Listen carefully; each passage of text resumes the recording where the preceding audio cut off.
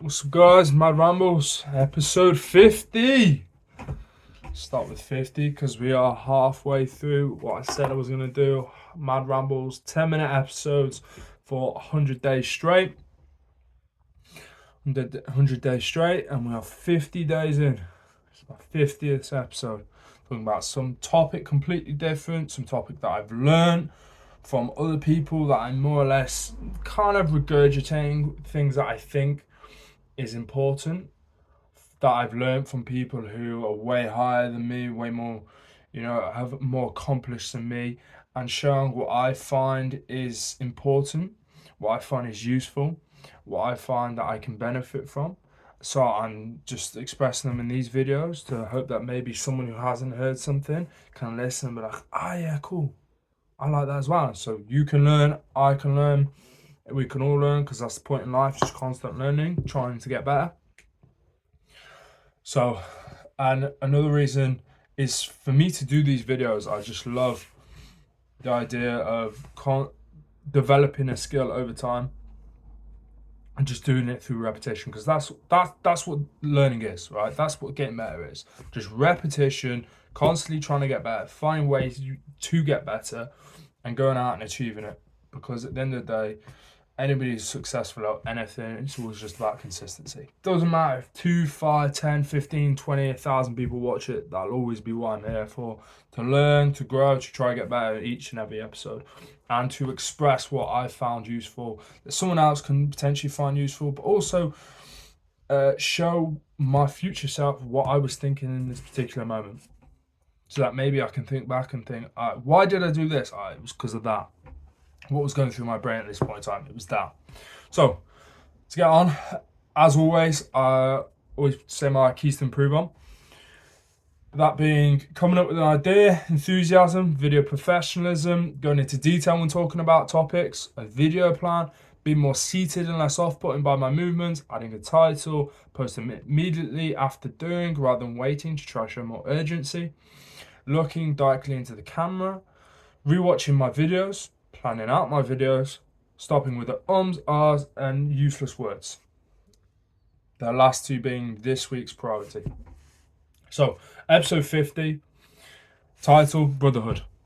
Within that, today I'm gonna talk about why we desire brotherhood, how you can benefit from brotherhood, the problems of a lack of brotherhood, how to level up and find a brotherhood.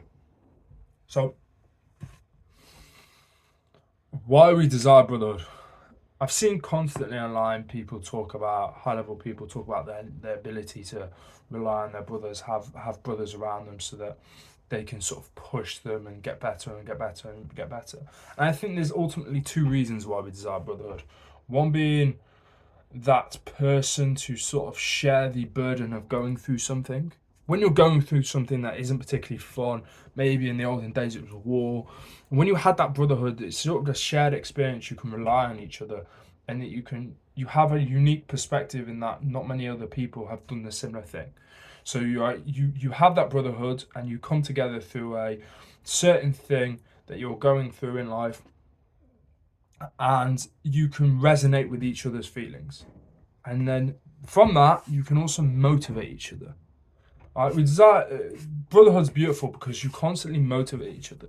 No one wants to be that kid in the group who's just the worst at this, the worst at that, the laziest, the this, the that, anything negative. You see 5 people working out, you're gonna probably fucking work out. If you see 10 people learning how to speak better in videos, you're gonna probably want to do that as well.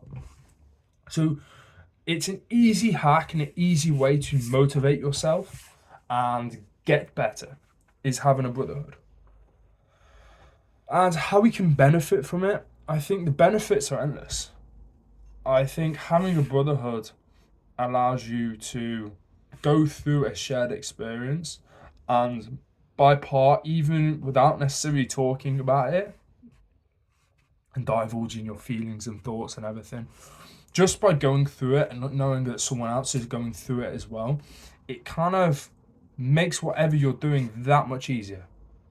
And then you add on camaraderie with it as well, which just is more of a motivator, because things ultimately isn't about what you're doing, it's about the people you're with.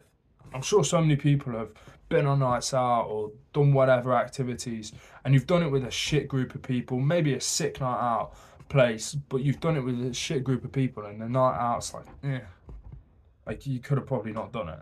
But then you go to some shitty little bar with fuck all music, shit drink, and you do it with people that you get along with, like your best mates, and it's fucking hilarious and like amazing nights. Alright? That's all because what really matters is the people you're with. And it's the same in business in life.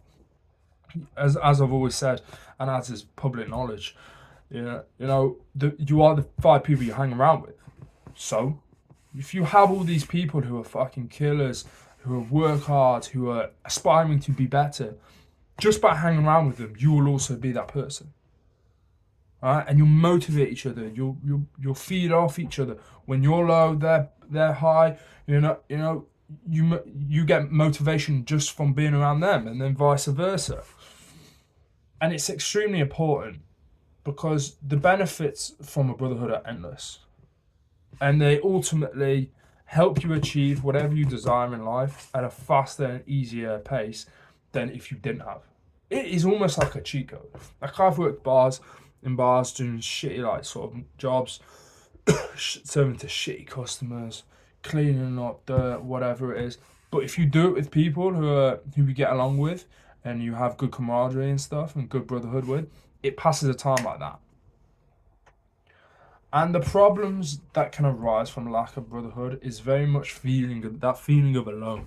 And I think when you do it from personal experience, when you do something alone, no matter, even if you are an introvert, there's still an element of, if you're doing something as alone compared to just with one other person, it can feel so much easier.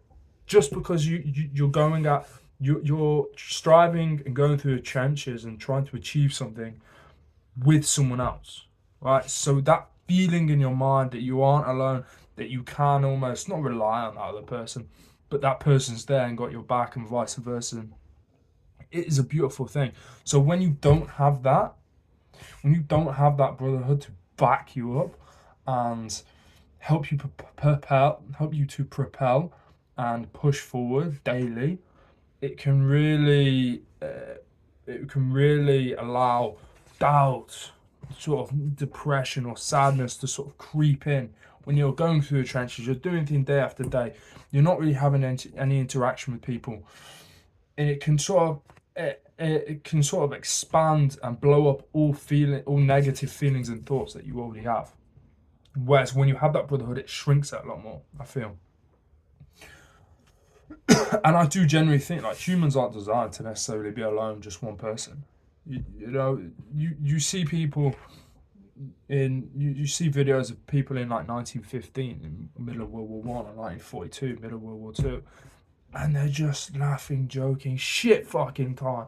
Couldn't have been a worse experience, but because they have that brotherhood around them, it makes these shit times go faster. It makes that shit times better. So imagine if you were on your own. That would just be blown out so much worse, just because you're alone. And it goes on to, how can you find and level up to find a brotherhood? And I think the key there is leveling up. I think it is great to have boys and brotherhood around you, but if they all fucking smoke weed, snort coke on the weekends, fucking drink every day, whatever it is, have no aspirations for their life that are the same as the aspirations you want for your life, then it's almost a negative, right? So a brotherhood is only beneficial when that brotherhood is a positive, right? So how do you find that? I think the hardest part is when you sort of you sort of see the people around you, you realize you don't want to be like that, so you try and elevate yourself, and then you feel sort of alone because everyone that you've sort of left doesn't want the same things. You don't know anybody that wants the same things. And I think the problem in there is most people get depressed and sort of stop working, feel doubt and everything. And I think that's a crucial part where you've sort of got to step it up and be like, look, this is what I fucking want in my life. I'm going to achieve it. So you sort of got to go through the trenches for a short period of time by yourself till you find people and you've leveled up enough to which you can attract other people who are like-minded.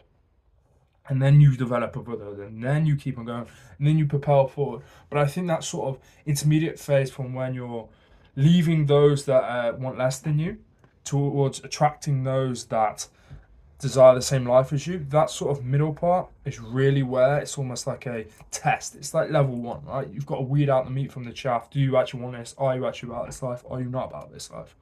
And I think that time frame is the pinnacle. It sort of sets you apart from the rest. It sort of like helps weed out those that don't truly want it.